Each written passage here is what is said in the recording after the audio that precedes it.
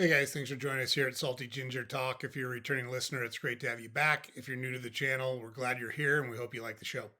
So, our podcast is for people that want to learn something new or make themselves a little bit better every day.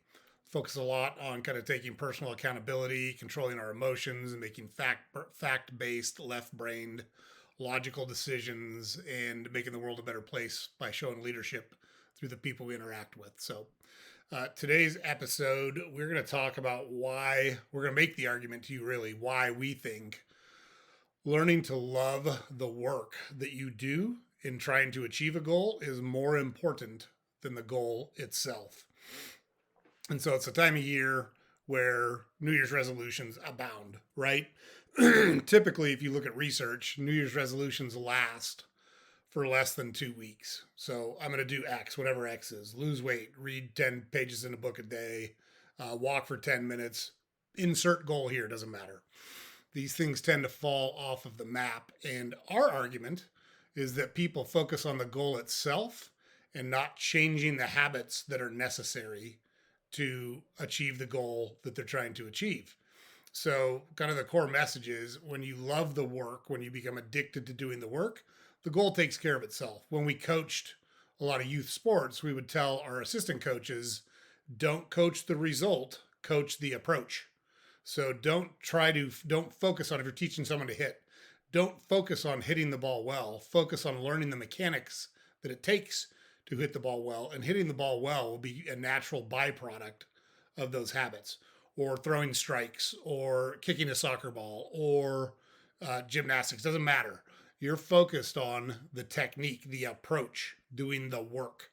It is the work that leads you to the goal. Another way to think about it is there's, I think it's 30, 32 NFL teams, however many it is. They all have the goal of winning the Super Bowl at the beginning of the year. Only one team actually wins a Super Bowl every year.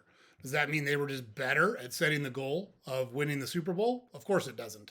What it means is they executed and did a better job of executing consistently throughout their season to get to the promised land. And it was that consistency and doing the work, falling in love with the work, and becoming addicted to the work that sets them apart from the other teams. So that's our argument. We're going to give you examples of things you can do, 3 concrete examples of things you can do to change your mentality, change your approach, to try to help those things stick so you can take on whatever challenges you want to take on. But we'll do a little talk about why we think this is the right approach. Then we'll give you some examples you can use to take this approach. So with that, let's dive into it here. So number one, the false promise of a goal can actually be counterproductive to achieving the goal. So goals create kind of a finish line mentality. So I want to lose X. Let's just use losing weight. That's a very popular New Year's resolution. I want to lose weight. Okay, great. You're going to lose weight. What happens after you lose the weight? Like there's kind of a letdown when that happens. Even if you achieve the goal, there's kind of a letdown. If you haven't changed your habits and changed your approach, what are you going to do after you lose the weight? You're going to go back to the habits that led you to put on weight to begin with. A lot of people feel empty when they reach a major milestone. So whether it's losing weight, they get a promotion, they're like, well, shit, this isn't all I thought it was going to be. I want to make X amount of dollars. And you make X amount of dollars if you're in a shitty marriage, or you've got problems with your kids, or you've got other issues in your personal life. None of those go away when you reach that promotion or that level of income. Those are all still there. And if you don't have a connection to the process by which you use to achieve the goal that you achieved, it's going to fall off as soon as you achieve that goal. You're going to feel a letdown and you're going to take your foot off the gas, and that's not a place that you want to be. Next, it creates stress and burnout if you only focus on the goal. If you're just so focused on that one goal and not the approach that it takes to get to that goal, you're going to burn out. So it just happens over and over and over again. That's why you see teams that win a championship and they look dominant, and then they come back the next year, and it's the Kansas City Chiefs right now are in a position to potentially win a 3rd Super Bowl in a row, which no team has ever done. But they just became the first team to repeat as Super Bowl champions until the Patriots, which was back in the early 2000s. And when you look at the teams that made it, why weren't they good the next year? That's a tough mental grind to do the work that they did. You achieve the goal, there's a letdown. there's an absolute letdown and there's burnout. You don't want to. You've tasted the success.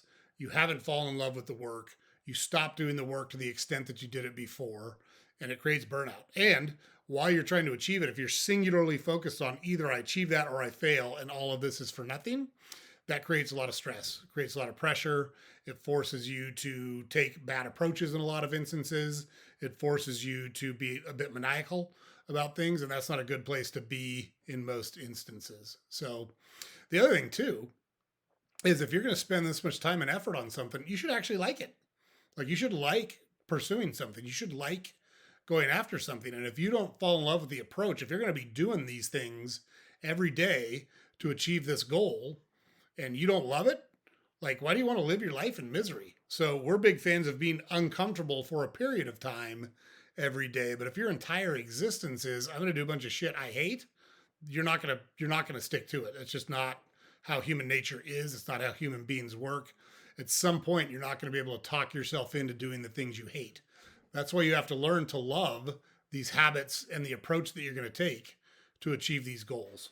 So those are some of our arguments on why it's important to focus on the approach, focus on the work, focus on the process much more than the goal. So now let's talk about some of the positives if you're able to achieve this thought process. So some of the positives is it will help you sustain your motivation. So if you love the work, if you're like jonesing to get up and do your morning workout, and that doesn't happen overnight, we get it.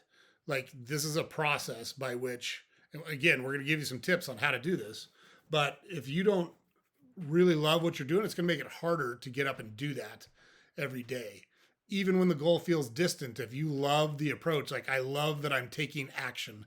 I love that I'm in control of what I'm doing. I love that I have control over my own destiny. So it's super important from that perspective. It's going to help you sustain motivation. For example, if you're a writer, if you love writing, period, you're not focused on writing a bestseller. And we would argue that if you love writing, you're going to be very into the details of your writing. You're going to be very focused on your writing, and you're going to produce better work, which oddly enough increases your chances of writing a bestseller or a really popular piece. And so it's very funny that if the more you focus on the process, the more likely it becomes that you achieve the goal, even though you're less focused on the goal. It's really kind of crazy. You see a lot in sports when guys are loose and they're playing kind of fearless and they're not worried about how it looks. They're not worried about making mistakes.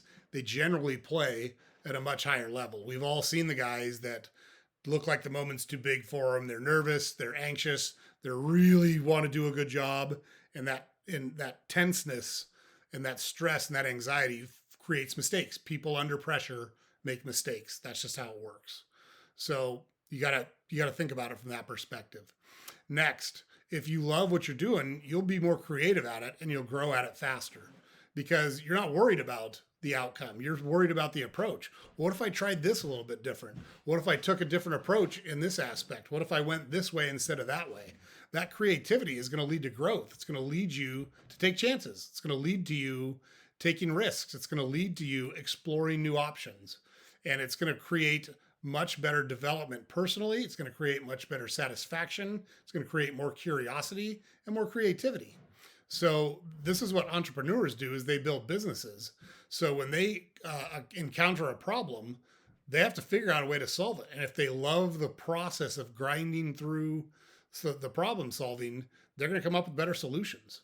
But if you look at it from, oh man, this sucks and I hate it and I just want the outcome, it's going to be really hard to fight through those tough times that inevitably present themselves anytime you're going after a new goal or a new achievement. So the other thing is, the last point on this is there's an intrinsic satisfaction to loving the work. The process itself becomes the reward. So if you're really into exercise, when you finish a good hard run, that in of itself is a reward. Maybe you're training for a marathon, but that long run that you do on Saturdays becomes its own reward. And that's going to make you feel better about what you're doing. It's going to make you want to do it again. It's going to make you want to stick to your plan. And that intrinsic satisfaction by falling in love with the process instead of chasing the goal is really, really motivating, and it's going to make you better at what you do, and it's going to make you more involved and more committed to the process that you've set up. So, all sounds great. Sounds fucking beautiful, doesn't it? So, how do you do it? That all sounds good. What do you do? What are some steps you can take to make yourself fall in love with doing the work that you need to do to achieve your goal? Because remember, we're not focused on the goal. We want to learn to love the work. How do we love the work? Number one, you got to focus on small wins every day. You got to give yourself some credit, right? So you got to celebrate progress, not just results. So let's just say, for example, you want to lose 50 pounds. And the first week that you're on your program, you lose 3 pounds. Like 3 pounds doesn't get anyone real excited, but you've got to celebrate that. You are making progress towards your goal. The changes that you've made in your life are working. And there's all sorts of arguments. Oh, it's just water weight. Oh, it's this. Oh, it's that. It's still 3 pounds. It's a win. So celebrate that progress. That will have a huge impact on your mental outlook. It'll have a huge impact on your motivation. It'll have a huge impact on your willingness to continue the work that you're doing. And one way to do that is to track it. Put it on a spreadsheet, write it in a journal, write it in a diary, post it on your social media page if you want to do it publicly. Fine with us. We're not public celebrators. That's just not how we operate. Doesn't mean it's wrong. It's just not what we do. But we track our stuff lots of different ways. I'm a big fan of writing things down because the physical act of writing with a pen in your hand on a piece of paper makes things stick differently in your brain than typing it on a keyboard. That's just what works for us. But that's a good way to do that, is when you celebrate the small wins, track it, write it down somewhere. And that will force you to look at it and go, hey, I'm making progress.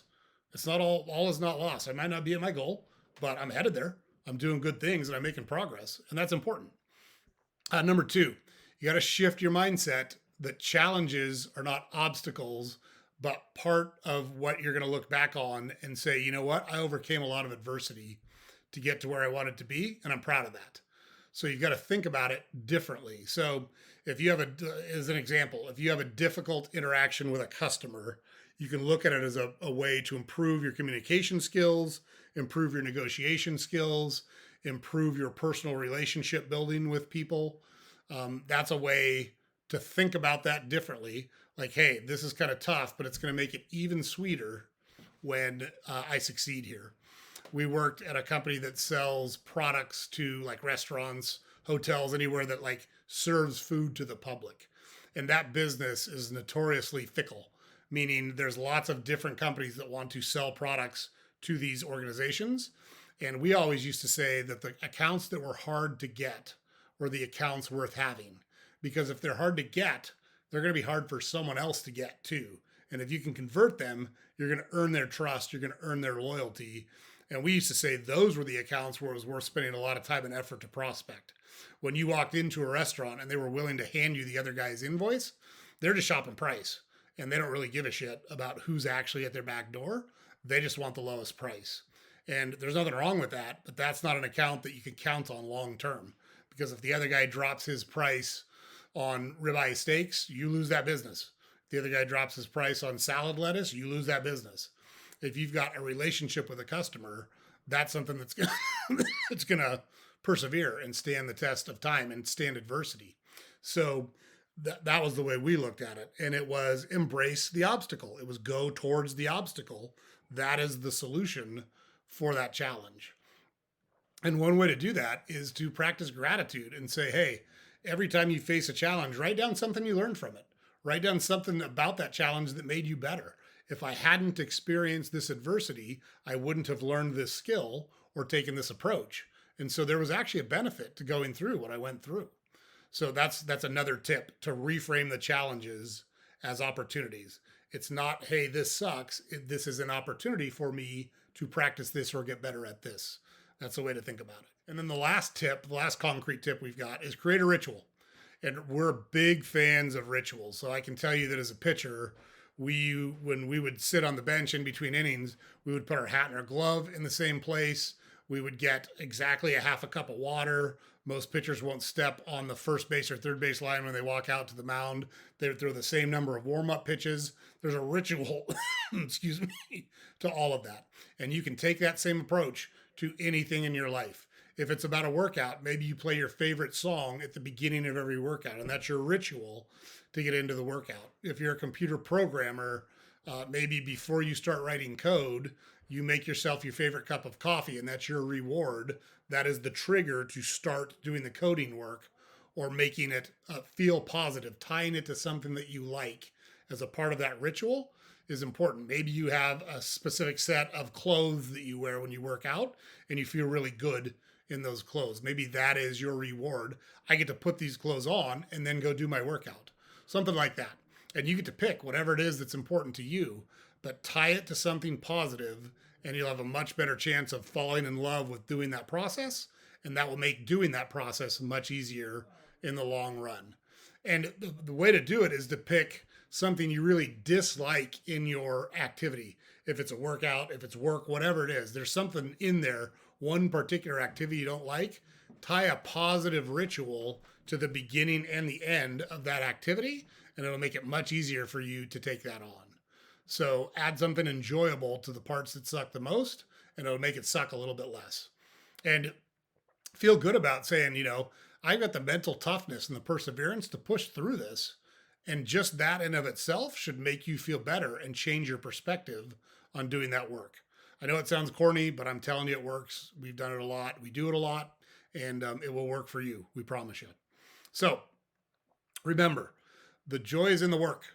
The happiness, the feeling of satisfaction, the feeling of contentedness is in doing the work.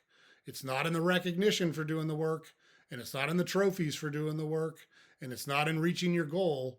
It's in doing the actual work. If you can develop that mentality, you've got a much better chance of accomplishing what you want to accomplish. And again, we're framing this in the context of New Year's resolutions, but it doesn't have to be New Year's to make all this stuff happen. You can do this stuff in June. You can do this stuff in August. You can do this stuff in October. This just happens to be that time of year where people tend to focus on it, which is natural when the calendar turns over. It's the end of a year and the start of a new year and blah, blah, blah, all that stuff. But pick one area of your life. That's our challenge to you. Pick one area. Maybe it's weight control. Maybe it's nutrition. Maybe it's your professional career. Maybe it's your personal relationships. Maybe it's a hobby that you really enjoy. It doesn't matter. You get to pick it. But pick one area of your life where you want to improve and try these three things as it relates to that area of your life and see how it goes. We'd love it if you could do that and then leave us some comments in our under our video here so that the rest of our listeners can see that as well. We've been slowly building an audience and we love it. We appreciate everyone coming. We've got some new episodes coming up where we're going to do some interviews with people, and we think you'll find their stories very interesting because it's easy for us to sit here and talk about it. But we want to give some real life examples of people who have seen some success, a diverse group of people. They do different things in life. They've had different paths in life, but all of them share the commonality that they've faced some tough times and they've fought through those tough times to build a good life for themselves. And we want them to share those stories with our audience. So you're going to see those starting in January, and we're excited about that. But remember, if you fall in love with the process, that's what we're talking about. Fall in love with that process.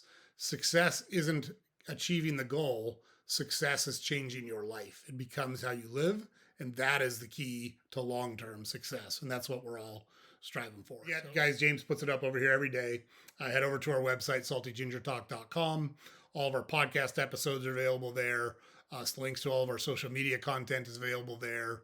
And we've got a newsletter that we publish every weekday that you can subscribe to on our website. Love it when people comment on our channel. Likes, subscribes are always helpful for us to get our videos out in front of more people. And really appreciate your guys' support. This episode will air on New Year's Eve. So hope everyone has a safe and happy New Year. It's a great time to really take on the challenges that you've been pushing off or procrastinating on. And so let's all make the agreement right now that we're going to hit the ground running in 2025. Everybody have a safe and happy New Year. Appreciate you checking out the channel. We'll see you guys next time.